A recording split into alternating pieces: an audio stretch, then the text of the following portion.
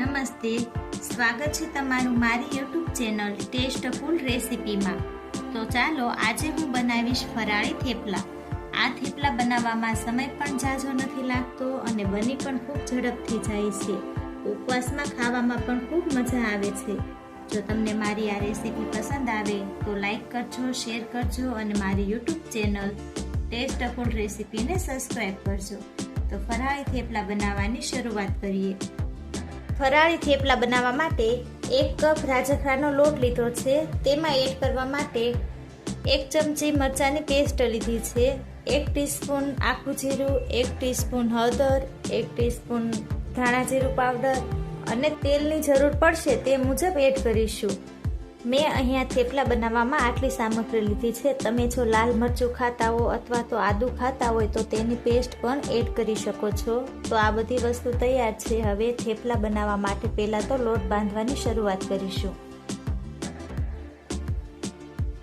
પહેલા તો રાજગરાનો લોટ એડ કરી દઈશું। હવે જે મસાલા લીધા હતા તે બધા જ એડ કરી દઈશું। મરચાંની પેસ્ટ બનાવી હતી તેમાં મેં થોડું એવું મીઠું પણ એડ કર્યું હતું, એટલે મેં લોટમાં બીજું મીઠું એડ નથી કર્યું।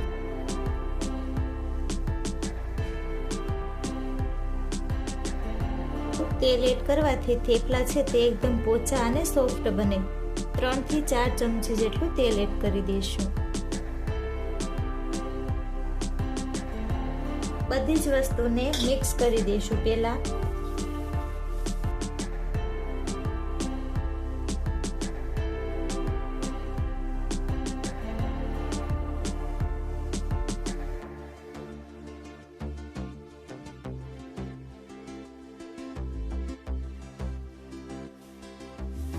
લોટમાં આવે બધી જ વસ્તુ સરસ એવી મિક્સ થઈ ગઈ છે। હવે તેમાં પાણી એડ કરી દઈશું। લોટ ઢીલો ન થઈ જાય એ રીતે પાણી એડ કરીશું।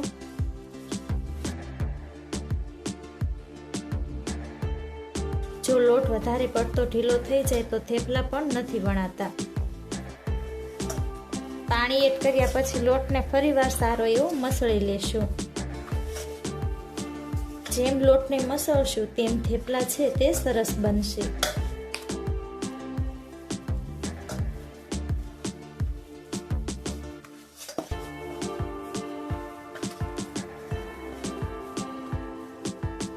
થેપલા બનાવવા માટેનો લોટ તૈયાર છે। લોટને હવે 5 મિનિટ માટે રેસ્ટ આપી દઈશું।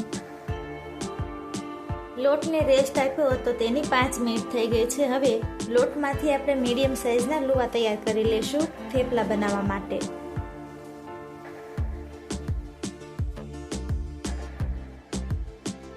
આ રીતે મીડિયમ સાઈઝના લુવા તૈયાર કરી લેશું બધાય।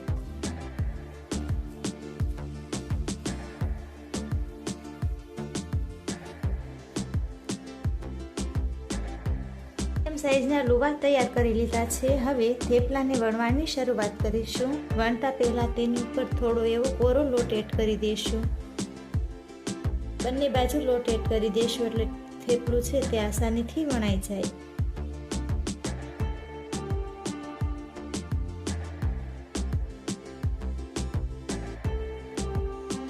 એકદમ હળવા હાથેથી વણી લેશું। જરૂર પડે તો થોડો વધારે કોરો લોટ એડ કરવાનો છે। જો વેલણ સાથે ચોટતો હોય લોટ તો એડ કરવાનો, નહીતર નહીં।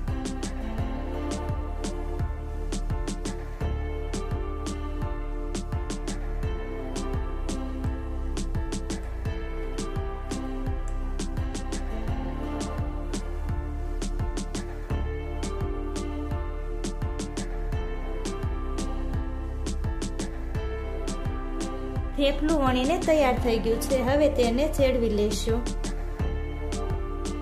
થઈ ગઈ છે, વણેલું થેપલું એડ કરી દઈશું। થેપલાને આપણે આ રીતે ચેકતા પણ જાશું અને સાઈડમાં વણતા પણ જાશું તો પણ આસાનીથી થેપલું છે તે વણાઈ જશે। થેપલાને પલટાવી લઈએ।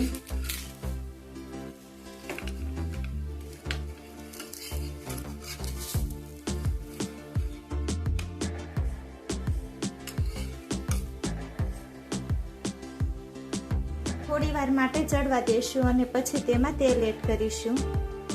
થેપલાને પલટાવી લઈએ। હજી થોડી વાર માટે રેવા દેશું. તેલ એડ કરી દઈએ એટલે થેપલું છે તે સરસ એવું ચડી જાય. 1 ચમચી જેટલું તેલ એડ કરી દઈશું.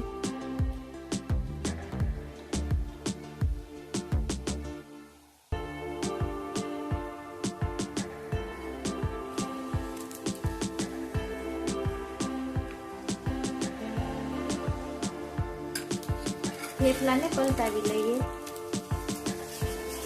ફરી વાર થોડું એવું તેલ એડ કરી દઈએ.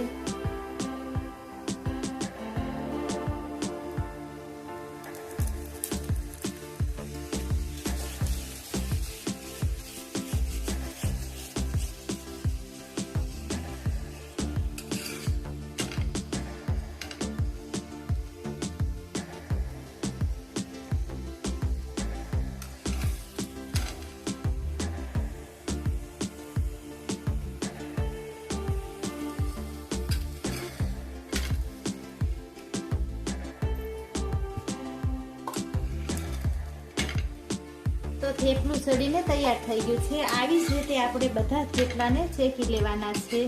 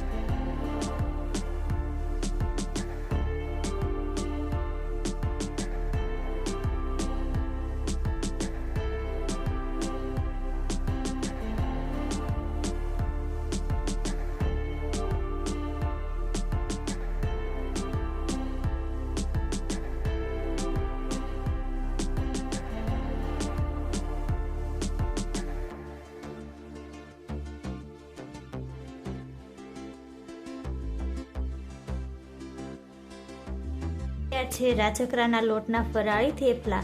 બની પણ આસાનીથી જાય છે અને ઉપવાસમાં ખાવામાં પણ ખૂબ મજા આવે છે. થેપલાને આપણે દહીં સાથે અથવા તો ચા સાથે પણ સર્વ કરી શકીએ છીએ. જો તમને મારી આ રેસીપી પસંદ આવી હોય તો મારી ચેનલને લાઈક કરજો, શેર કરજો અને સબસ્ક્રાઈબ કરજો.